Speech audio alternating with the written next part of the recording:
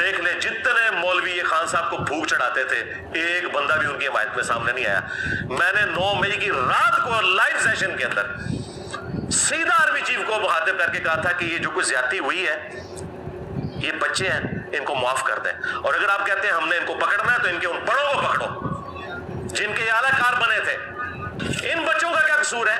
یہ تو بیچارے ملک کی محبت میں یوز ہوئے تھے اور ان کو تم نے ڈی ٹریک کیا تو آج انہوں نے آگے تمہیں کاٹ لیا, اور اگر اپنے بڑوں کو نہیں پکڑ سکتے تو ان بچوں پہ رحم کہو یار چھوڑ دو ان کو. صرف میں نے جرت کی. کدھر کے طارق جمیل صاحب؟ ہاں امت کا رہنما ملا ہے اتنے عرصے بعد. اور بھائی چڑھتے سورج کو سلام ہوتا ہے. ٹروتھ لور جو ہے نا وہ نہیں دیکھتے کہ سورج چڑھ رہا ہے یا ڈوب رہا ہے, وہ حق کی آواز کو بلند کرتے ہیں. تو میں نے اسی وقت کیا, بار بار کیا, آج پھر کر رہا ہوں کہ اگر آپ اپنے بڑوں کو سزا نہیں دے سکتے چھوڑ دیں, باقیوں کو بھی معاف کر دیں. کہ اب ہماری پالیسی کچھ بہتر ہوئی ہے لیکن ابھی بھی فوج کو سیاست سے الگ ہو جانا چاہیے, اور انہوں نے کٹنگ نہیں کی. یہ ساری چیزیں میں نے اس وقت بھی ہائی لائٹ کی تھی. اب تو خیر پوری قوم ہی کہہ رہی ہے نا, کیونکہ پیچھے ایک پی ٹی آئی بچ گئی تھی, اس کے ساتھ تو جو کچھ ہو گیا وہ تو پیپلز پارٹی اور نون لیگ کو بھی اپنے بیانیے میں پیچھے چھوڑ گئی ہے اینٹی اسٹیبلشمنٹ میں. تو ان کو بھی سمجھ آ گئی, لیکن ان کو اس وقت سمجھ نہیں آتی تھی. لیکن پھر 9 مئی ہو گیا, 99 پہ سانپ کاٹ گیا. ہاں اتنی مشکل سے معاملات بیک فٹ پہ گئے تھے, 99 پہ سانپ کاٹ گیا. پھر اسٹیبلشمنٹ پورا ماسٹر بن کے سامنے آ گئی, اور اب وہ سیاسی جماعتیں بھی جو جماعتیں اینٹی اسٹیبلشمنٹ تھیں اب وہ بھی ترس کھا رہی ہیں. نہیں جی دیکھو جی پی ٹی آئی والوں نے زیادتی کر دی تو اب کیا کرے بیچاری فوج, اب بھی بیچاری کر کے. خود پی ٹی آئی جو اس وقت مزے لے رہی تھی اب وہ کہہ رہے ہیں ہمارا تو کوئی تعلق نہیں. تو یہ جو 10,000 بندہ اندر پکڑا ہوا ہے یہ نون لیگ کا بندہ ہے. ہم لوگ نہیں ان کی شکلیں پہچانتے. یہ کون لوگ ہیں جو آگ لگا رہے تھے فوجی تنصیبات کے اوپر جا کے؟ مس مینج تو ہوا ہے.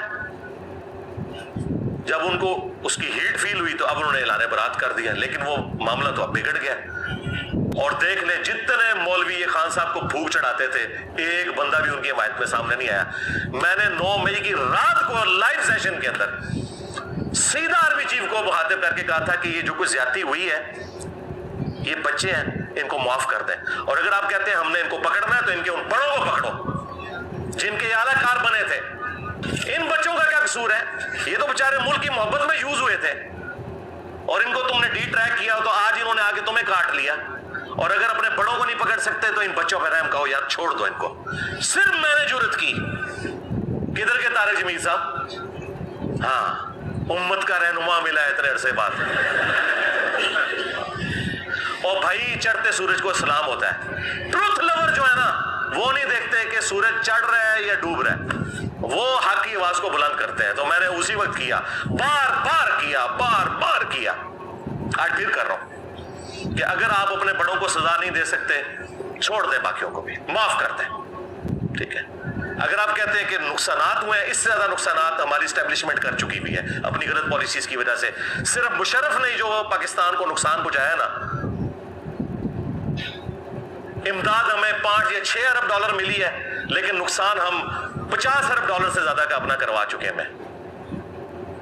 تو بس ٹھیک ہے نا, اگر تمہارے بڑوں نے اتنا نقصان کیا ہے یہاں پہ عوام سے بھی کوئی تھوڑا بہت کوئی مس ہینڈل ہو گیا تو ٹھیک ہے یار درگزر کرو.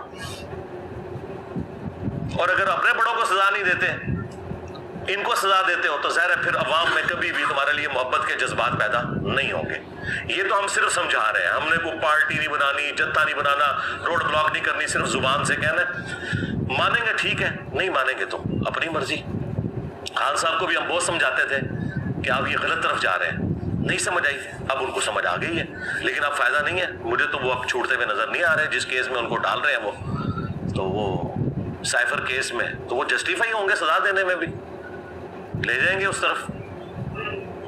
تو مجھے تو نہیں نظر آ رہا, لیکن اللہ کرے کو معاملات بہتری کی طرف جائیں. ہم تو صرف دعا ہی کر سکتے ہیں, سیدھی سی بات ہے. اچھا اس میں 1-2 باتیں اور بھی کر دوں, باقی پھر 3 پوائنٹ میں